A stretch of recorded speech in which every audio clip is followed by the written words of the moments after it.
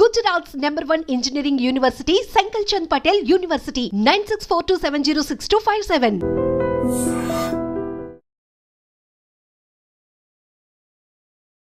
Hi hello నమస్తే welcome back to iDream Media. ఈరోజు మనతో ఉన్నారు హైకోర్టు అడ్వకేట్ అలాగే ఇమిగ్రేషన్ లాయర్ అయిన పృథ్వీ గారు. ముఖ్యంగా H1Bలో I-140 రూల్ అనే దాని గురించి తెలుసుకుందాం. ఇది ఎవరికి వర్తిస్తుంది, ఎవరు దీంతో యూటిలైజ్ చేసుకోవాల్సి ఉంటుంది అనేది.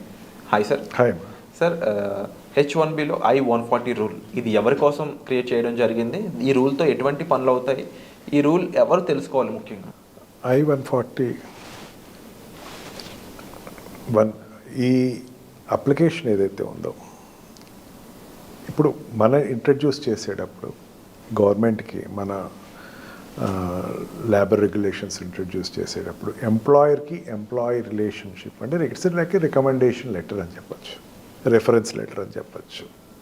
ఎంప్లాయర్ ఇతని ఎంప్లాయీ నా దగ్గరే పనిచేస్తున్నాడు అని చెప్పేసి కొన్ని డాక్యుమెంటేషన్స్ తను ఓత్ తోటి ఇచ్చేటువంటి డాక్యుమెంటేషనే I-140. దీనివల్ల ఏంటంటే ఈ సెక్టర్లో వాడు గవర్నమెంట్కి ఇచ్చేటువంటి సెక్యూరిటీ రీజన్స్ అయినా కావచ్చు, గవర్నమెంట్కి ఇచ్చేటువంటి ట్రంప్ ఎక్కువ రెగ్యులర్గా చెప్తుంది security threat from the foreigners అని చెప్పి, లేకపోతే ఎలియన్స్ అని చెప్పేసి వాళ్ళ ఎంప్లాయర్ అనే అతను నాకు ఈ క్యాండిడేట్ నా దగ్గర ఇన్నాళ్ళ నుంచి పనిచేస్తున్నాడు, నాకు ఇతనికి నేను రికమెండ్ చేస్తున్నాను అని చెప్పేటువంటి ఒక డాక్యుమెంటే మనం ఇప్పుడు మాట్లాడుకుంటుంది. అండ్ ఆ డాక్యుమెంటేషన్ ఇచ్చేటప్పుడు employer will take all కాషియస్నెస్ about the employee. ఎవరికైతే రికమెండ్ చేస్తున్నాడో అతని యొక్క వర్క్ ప్రోగ్రెస్ ఎట్లా చేశాడు, తన దగ్గర వర్క్ చేసేటప్పుడు ఎట్లా చేశాడు, లేకపోతే తన కెరియర్లో నేను ఎందుకు రికమెండ్ చేస్తున్నాను ఇతన్ని, why I'm specifically recommending this candidate for that green card కానీ H1B వీసాకి కానీ ఎందుకు నేను రికమెండ్ చేస్తున్నాను అని చెప్పి ఎక్స్ప్రెషన్ అని చెప్పచ్చు. జనరల్గా ఇక్కడ ఏమవుద్దంటే ఎంప్లాయర్ రికమెండ్ చేసేటప్పుడు ఎంప్లాయీ యొక్క పెర్ఫార్మెన్స్ రేషియోస్ బట్టి దాన్ని డిపెండ్ అయి ఉంటుంది. ఇప్పుడు ఏ కంపెనీ అయినా సరే రికమెండ్ చేస్తుంది అనేసరికి ద బెస్ట్ పెర్ఫార్మర్ అండ్ ఇతను ఈ ఎంప్లాయీ నాకు ఖచ్చితంగా కంటిన్యూటీ ఆఫ్ జాబ్ నాకు చాలా అవసరం, ఇతని వల్ల నేను నా బిజినెస్ కానీ నా యొక్క సాఫ్ట్వేర్ ప్రోగ్రామ్ కానీ నా యొక్క ప్రాజెక్ట్ కానీ చేసేటప్పుడు నేను ఇతను లేకపోతే నాకు కష్టం అని చెప్పేటువంటి ఒక రికమెండేషన్ కింద మనం దీన్ని తీసుకోవచ్చు. అండ్ ఆల్సో ఈ డాక్యుమెంట్ అనేది లేబర్ డిపార్ట్మెంట్ కూడా పంపిస్తారు.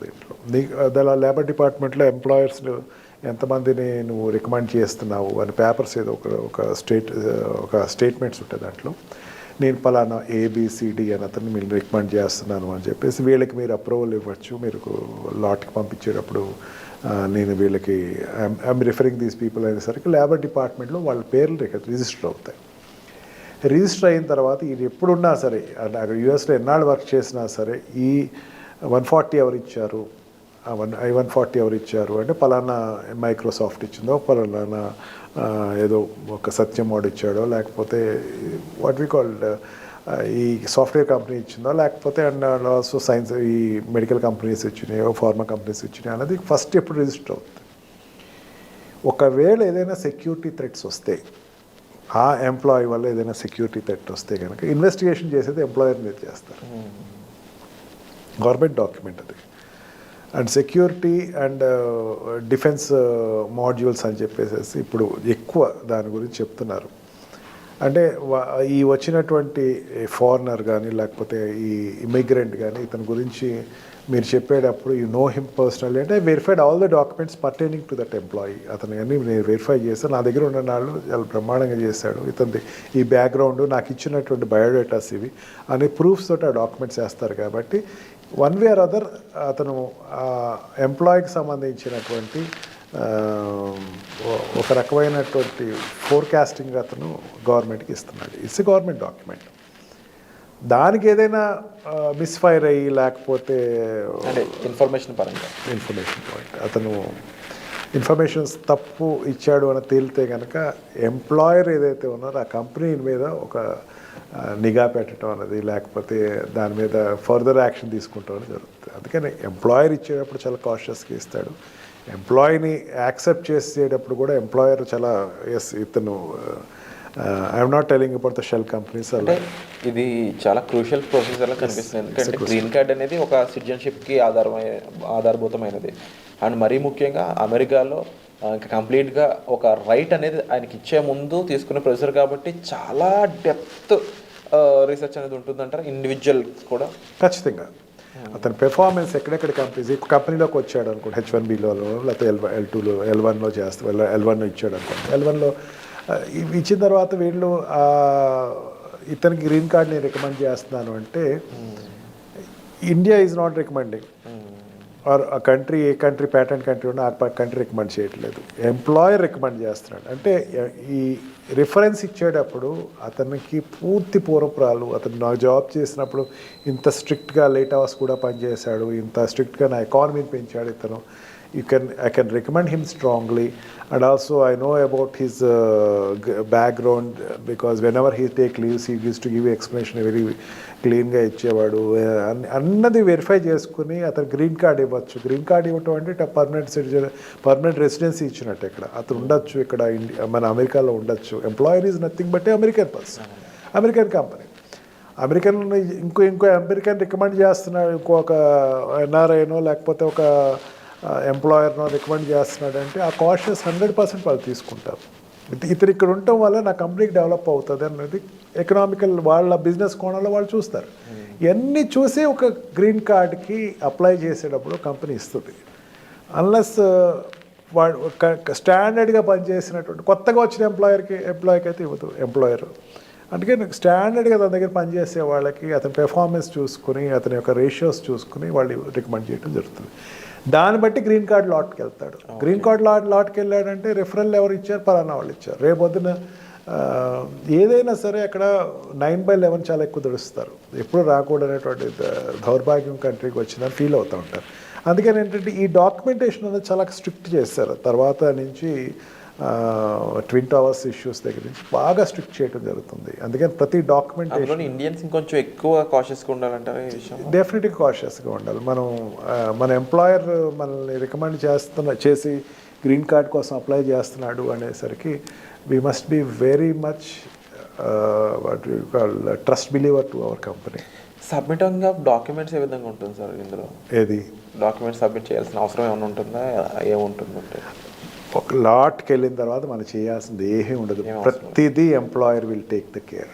ఓకే, ప్రీమియం కట్టి కూర్చుంటాం తప్ప ఏదైనా premium is also not mandatory to that. Me premium తీయలేదు ఇంకా, ఇప్పుడు ట్రంప్ ప్రీమియం మీద కూర్చోలేదు, ప్రీమియం నువ్వు కట్టేసి కూర్చో. బట్ అబ్జర్వ్ చేస్తా ఉండు, నీ ఎంప్లాయర్ ఏమైనా ఇన్ టైంలో పంపిస్తాడు. వాట్ ఎవర్ ద డాక్యుమెంట్, నువ్వు పనిచేసిన డాక్యుమెంట్స్ అన్నీ నువ్వు గ్యాదర్ చేసి ఎంప్లాయర్కి ఇస్తే ఎంప్లాయర్ ఏం చేస్తాడు, గ్రీన్ కార్డ్కి లాట్కి పంపిస్తాడు. ఒక్కసారి నువ్వు లాట్కి నీ తరపున వాడు వెళ్ళిందంటే పూర్తి రెస్పాన్సిబిలిటీ ఎంప్లాయర్ తీసుకుంటాడని చెప్పచ్చు. మోస్ట్లీ ఎంప్లాయర్ ఇక్కడ ఎక్కువ చాలా మేజర్ రూల్ అది. తర్వాత వాడు అకౌంటెంట్కి, వాళ్ళ చార్ట్ అకౌంటెంట్స్కి అండ్ ఆల్సో లా అడ్వకేట్ని డిప్లాయ్ చేసుకుంటారు. అడ్వకేట్స్ ద్వారా ప్రాసెస్ చేస్తారు, కన్సల్టెంట్స్ ఉంటే దాన్ని ప్రాసెస్ చేస్తారు. Anything which they have to complete June లోపల అన్ని ఏదైనా డాక్యుమెంటేషన్స్ అన్నీ కంప్లీట్ చేసేసుకుంటారు. And whatever the stuff which is there behalf of the employee అంతా కూడా వాళ్ళు డాక్యుమెంటేషన్ చేసుకుంటారు. అందుకని ఎంప్లాయర్ తోటి ఎప్పుడు కూడా రిలేషన్ బాండ్ అనేది పర్ఫెక్ట్గా ఉండాలి. Even when we say that నాకు కొంచెం స్ట్రెస్ ఫీల్ ఉందండి, నాకు లీవ్ కావాలండి అంటే ఇచ్చేస్తాడు వాడు. ఇండియాలో లాగా లేదు నువ్వు ఇది వర్క్ కంప్లీట్ చేసేసి వెళ్ళాను, ఆడే చెప్తాడు నాకు స్ట్రెస్ ఉంది సార్, కొంచెం పీర్ ప్రెషర్ ఉందంటే ఒక 1 వీక్ లీవ్ తీసుకున్నా, గో అవుట్ సైడ్ 1 మంత్ తీసుకో, అది ఇండియాకి వెళ్ళిరా ఒకసారి, కొంచెం రిలాక్స్ అయ్యిరా. ఎందుకంటే ప్రెషర్ ఎక్కువ ఉంటుంది ఎంప్లాయీస్కి, చాలా ప్రెషర్, కాంపిటీషన్ ఉంది ఇప్పుడు. అందుకని ప్రెషర్ చాలా ఎక్కువ ఉంది. ఈ ప్రెషర్లో ఏంటంటే నాకు కొంచెం I'm feeling little bonded burden అంటే please take leave, we can postpone your schedules and we can get it అంటే చాలా ఈజీగా కూల్గా చెప్తాడు. దే విల్ అబ్జర్వ్, క్లయింట్ తోటి వాటి మాట్లాడేటప్పుడు వెరిఫై చేసుకుంటూ ఉంటారు. అండ్ హాస్పిటల్ సెక్టర్స్లో అయితే పేషెంట్స్ తోటి ఉండేటువంటి బిహేవియర్ చూస్తారు. And how they are verifying with that consultancies చూస్తూ ఉంటారు. ఇవన్నీ వెరిఫై చేసుకుంటూ ఉంటాడు ఎంప్లాయర్ అనేవాడు. నిజంగా ఇండియాలో ఈ సిస్టమ్ కనుక ఇంట్రడ్యూస్ అయితే కనుక అద్భుతం అని చెప్పచ్చు. ఇక్కడ ఎంప్లాయీ రిలేషన్షిప్ అంతా go with political and other reasons బాగోదనడానికి మెయిన్ రీజన్ కూడా ఏంటంటే సార్, ఒక కైండ్ ఆఫ్ ఇన్సెక్యూరిటీ ఇద్దరి మధ్యలో వాడు వీడిని ముంచేస్తాడు, వీడు వాడిని ముంచేస్తాడు, వీడు షూట్అవుట్ చేస్తాడు. యుఎస్లో అట్లా ఉండదు. దే విల్ గివ్ కానీ ఒకటి మన దే విల్ ఆఫర్ కాఫీ అంటారు. కాఫీ ఆఫర్ చేశారంటే షూట్ ఇట్ అవుట్ అండి. ఓకే, అది మాత్రం చాలా కాషియస్గా వీడు ఎప్పటికప్పుడు చాలా నిజాయితీగా ఉండి నిజాయితీకి వాల్యూ ఎక్కువ ఇస్తారు అక్కడ. వర్క్ నువ్వు చేసిన వర్క్ అప్రిసియేషన్ ఉంటుంది. అప్రిసియేషన్ డెఫినెట్లీ మన వాళ్ళు హార్డ్ వర్కర్స్ కాబట్టి డెఫినెట్లీ. అందుకే ఇండియన్స్ని ప్రిఫర్ చేస్తారు. చైనీస్ తర్వాత ఇండియన్స్ని ఎక్కువ ప్రిఫర్ చేస్తారు. And wonderful sir, thank you so much. ఎప్పుడు కూడా US and visa and at the same time students, immigrants, దీనికి సంబంధించిన క్రూషియల్ ఇన్ఫర్మేషన్ ఎప్పుడు కూడా మాతో షేర్ చేసుకుంటూ ఉంటున్నారు మీరు. అండ్ తప్పకుండా వాల్యుబుల్ ఇన్ఫర్మేషన్ ఇది. తప్పకుండా ఈ వీడియో చూస్తున్న ఆడియన్స్ ఎవరైనా సరే, మీ పేరెంట్స్ అయినా సరే, లేకపోతే స్టూడెంట్స్ అయినా సరే, లేకపోతే ఇమిగ్రెంట్స్ ఎవరైనా వెళ్దాం అనుకుంటున్న వాళ్ళు, ఆల్రెడీ అక్కడ ఉండి చూస్తున్న వాళ్ళు, వర్క్ చేస్తున్న వాళ్ళు, స్టడీ చేస్తున్న వాళ్ళు, రైట్ ఎక్స్పర్టీస్ అనేది మీకు సార్ ప్రొవైడ్ చేస్తున్నారండి. మీరు సరైన సలహాల కోసం మీ లైఫ్లో ఈ జర్నీలో సరైన గైడెన్స్ కోసం, ముఖ్యంగా అమెరికాకి సంబంధించిన ఎన్నో విషయాల కోసం మీరు సార్ని సంప్రదించవచ్చు. ఆ గైడెన్స్ సార్ ఇవ్వడం జరుగుతుంది. పర్సనల్ అపాయింట్మెంట్స్ అనేవి ఆల్రెడీ ఆన్లో ఉన్నాయి. సో వచ్చే ఎపిసోడ్లో మళ్ళీ కలుద్దాం. Thank you so much. Thank you.